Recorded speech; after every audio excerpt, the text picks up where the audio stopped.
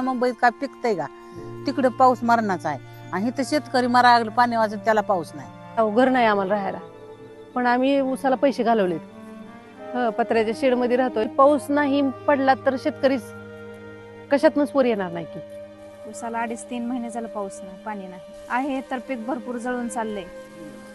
आता काही ऊस काय तोडायला जायला आला का? कांडी पिंडी आहे जायला गेलंच की आता. पावसाळा सुरू होऊन 1.5 महिन्याचा कालावधी लोटलेला आहे. अद्यापही राज्याच्या अनेक भागामध्ये पावसानं हजेरी लावलेली दिसत नाहीये. पाऊस न पडल्यामुळं शेतकऱ्यांची उभी पिकं करपू लागलेली आहेत. मी सध्या माढा तालुक्यातील एका शेतामध्ये उभा आहे. तुम्ही बघू शकता या शेताची अवस्था काय झालेली आहे.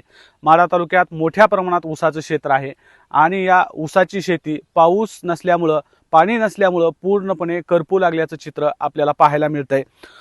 पाऊस न पडल्यामुळं जनावरांच्या पाण्याचा, चाऱ्याचा तसेच नागरिकांच्या पिण्याचा पाण्याचा प्रश्न देखील निर्माण झालेला आहे. ऊसावर 2 लाख कर्ज करून ऊसाची मेहनत केली, काढून कर्ज. 4 एकर ऊस जळायला लागलाय, त्याला पाण्याचा ठेम नाही, कसला सुद्धा पाऊस नाही. आणि कशाने कर्ज तर फेडावं, खायची पंचायत, जनावरांची पंचायत, माणसाची पंचायत. शेतकरी मनातल्या मनात जुरून मारायला लागलाय. 7.25 लाख कर्ज आहे. लेकरांची लग्न येऊ तर कशी करावी, पोट भरायची पंचायत आता आली पाऊस पडा नाही तर. आणि त्या ऊसाला बघून तर रडू यायला लागले आम्हाला. गेल्या वर्षी पावसाने नुकसान केली आणि आमदार न पडून नुकसानी. त्या पुण्या मुंबईत काय पिकतंय का? तिकडे पाऊस मरणाचा आहे आणि इथं शेतकरी मरायला लागलं पाणी वाजून त्याला पाऊस नाही. शेतात ऊस आहे आणि दुसरं 2 एकर ऊस काढून टाकलाय आता आम्ही. पाऊसच नाही पडला तर एकरी खर्च याचा 60,000 रुपये. सगळं ऊस वाया गेलेला आहे आता सध्याच. म्हणजे एवढा खर्च करून काही उपयोग झाला नाही आपल्याला. गेल्या वर्षी पाऊस आला, सगळं वाहून गेलं आणि आता यावेळेस पावसाची वाट बघावी लागायला लागली. ऊसाच्या पैशावर काय घर नाही आम्हाला राहायला, पण आम्ही ऊसाला पैसे घालवलेत. पत्र्याच्या शेडमध्ये राहत. लेकरांचा खर्च बाजूला ठेवतोय, पण शेताला 2 रुपये जास्त का घालवतोय? त्या 2 रुपये घालवल्याने 4 रुपये येतात. मग म्हणून तर शेताला खर्च करतोय. जर पावसाने जर हाकार नाही दिला तर आपण काय करणार आहे? माणूस आता हे पाऊस पडत नाही तर शिळी भाकर सोक संध्याकाळची सकाळी खाता की नको बाबा पाऊस नाही पडला तर ह्याचा उद्या उपयोग आहे. पाऊस नाही पडला तर शेतकरी कशातनच वर येणार नाही की. गुरांना चारा नाही, शेतीला पाणी नाही, जळून चालले. त्यामुळे एवढा मोठा खर्च केलाय. हा सगळाच ऊस असा आहे. आता ह्यातून काय उत्पन्न येणार आहे? आता पाणीच नाही, पाऊस नाही, त्याच्यामुळं ऊसाला आता 2-3 महिने झालं पाणी नाही. पाऊस नसल्यामुळे ऊसाचं खूप नुकसान व्हायला लागले. जळून चाललेत ऊस. विहिरीतून येतं तेवढं पाणी पण घरचं पण भागत नाही. शेतीला कुठून देणार मग? पाऊस नसल्यामुळे ही अवस्था झालेली. ऊसाला 2.5-3 महिने झालं पाऊस नाही, पाणी नाही. पाऊस नसल्यामुळे पाणी पण नाही. अतिवृष्टी झाली तरी पण जातं, पाऊस नाही पडला तरी पण शेतात काय पिकत नाही. तर शेतीला पाणीच नाही. मेन मुद्दा पाणी. घरचं पण नाही न आर्थिक म्हणजे नैसर्गिक पण नाही. पाऊस नसल्यामुळे तर ही सगळ्यांचीच अवस्था झालेली. ऊस होता काय मोडून टाकला. आता पाणी नाही, त्याला करपा लागलं पाण्यानं. हिरीला पाणी नाही, पावसाचं काय निसर्गाचंच नाही. काय करावं त्याला ठेवून? 2 एकर ऊस होता हे. ह्याला वैयक्तिक 40,000 खर्च झाला. कशाने पोट भरायचं? पाऊसच पडला नाही. 3-2.5 महिने होत आले पाऊस नाही अजून. पावसाकडे बघून बघून आम्ही डोळं गेलं आमचं, तरी पाणी येईना. ही काय असं जळून गेलं की निम्या महाराष्ट्रात पाऊस पडतोय, निम्या पडत नाही. भानगड काय नेमकी? हा तिकडं पाक वाहन गाड्या वाहून गेल्या, पाक गॅसच्या टाक्या वाड्याला आल्या आणि इथं आपल्या टिपका नाही. का होतंय असं? आता पाऊस नाही पडला तर मग काय मेल्याशिवाय मार्गच नाही दुसरा. मग राज्याच्या काही भागामध्ये पाऊस पडतोय तर काही भागामध्ये पाऊस पडत नाही. मुंबई असेल, पुणे असेल, कोकणचा काही भाग असेल, या भागामध्ये मोठ्या प्रमाणात पाऊस पडलेला आहे. मात्र राज्याच्या इतर भागामध्ये पाऊस नेमका का पडलेला नाही या संदर्भात एबीपी माझानं काही हवामान अभ्यासकांशी देखील चर्चा केली. नेमकं हवामान अभ्यासकांचं म्हणणं काय आहे ते देखील आपण पाहूयात. ज्याला पर्जन्यशाहीचा प्रदेश म्हणतो त्यात एल निनोची तीव्रता तर अधिक असतेच, परंतु हवामान बदलामुळे ढग निर्माण होण्याची प्रक्रिया आणि ढगांची पद्धत, त्यांचं एकूणच स्वरूप बदललेलं दिसून येतं आपल्याला. बऱ्याच वेळेला ढगांची निर्मिती अशी होते की त्यांची रुंदी कमी असते 50-100 किलोमीटरच्या आत आणि उंची 15-20 किलोमीटरपर्यंत असते.